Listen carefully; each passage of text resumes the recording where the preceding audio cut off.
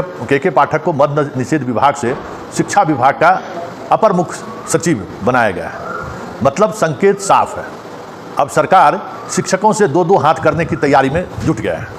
जिस तरीके से हाल के दिनों में शिक्षक बहाली को लेकर लगातार आंदोलन और राजनीति हो रही थी, ऐसे में राज्य सरकार के पास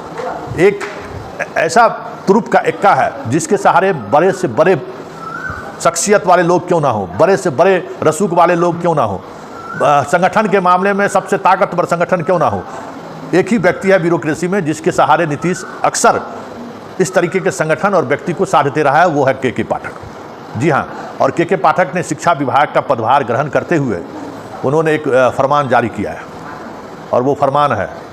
कि शिक्षक जो आंदोलन करते हैं, शिक्षक जो आए दिन अपनी प्रतिक्रिया मीडिया में व्यक्त करते हैं, ऐसे शिक्षक पर अब कार्रवाई होगी, ऐसे संगठन के पदाधिकारियों पर अब कार्रवाई होगी,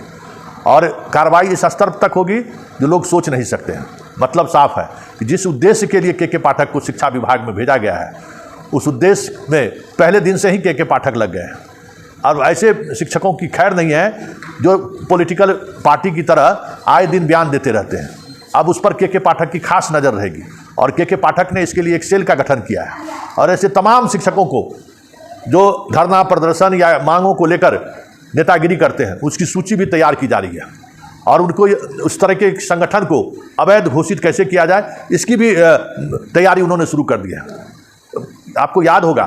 कि जब उनके किसी एक वीडियो को लेकर बड़ा बबेला मचा था, बिहार के ब्यूरोक्रेसी को लेकर उन्होंने अपमानजनक टिप्पणी की थी, उसको लेकर बासा ने लड़ाई छिड़ गई, और लड़ाई जब छिड़ गई तो वो निबंधन के भी हेड थे, बासा का निबंधन ही उन्होंने रद्द कर दिया,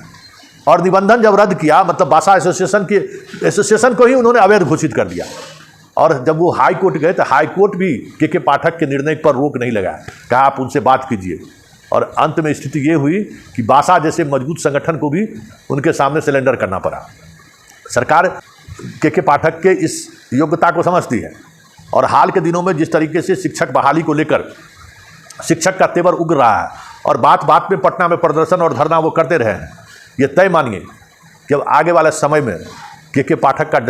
का डंटा चलेगा, और वो डंटा ऐसा डंटा होगा कि बड़े से बड़े एसोसिएशन के जो पदाधिकारी हैं, खास करके शिक्षक पदाधिकारी, उनकी अब खैर नहीं है, क्योंकि ये आदमी झुकने वाला नहीं है।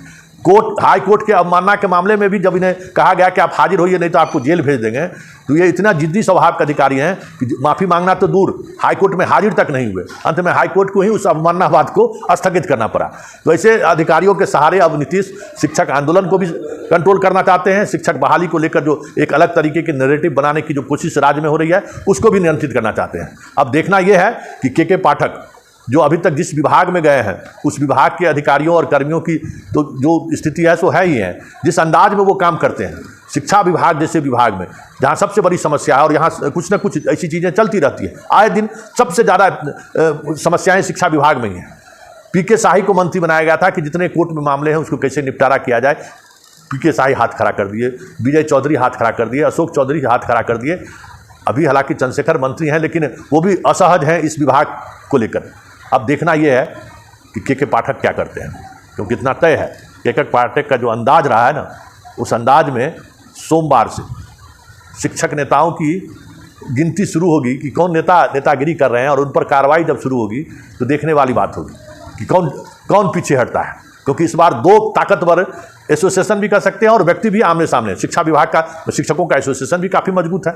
तो एक तरफ मजबूत एसोसिएशन जो सरकार को कई बार झुकने पर मजबूर किया है, दूसरी तरफ के पाठक है, टेस्टेड, सरकार का टेस्टेड अधिकारी है कि जहां कोई समस्या का समाधान नहीं निकालना है, जहां कोई समस्या को लेकर आंदोलन ज़्यादा हो रहा है या कुछ ऐसी बातें चली आ रही हैं, के पाठक को भेज दीजिए, सारे समस्या का समाधान हो जाएगा। लोग जहां कानून की बात करेंगे तो कानून की बात करने में के पाठक इतने महारत हासिल कर रखे हैं, और इस तरीके के लड़ाई लड़ने के वो एक्सपर्ट हैं कि बड़े से बड़े एसोसिएशन भी उनसे पनाह मांगते हैं। अब देखना यह है कि जिस उद्देश्य से सरकार ने उनको शिक्षा विभाग का अपर मुख्य सचिव बनाया है,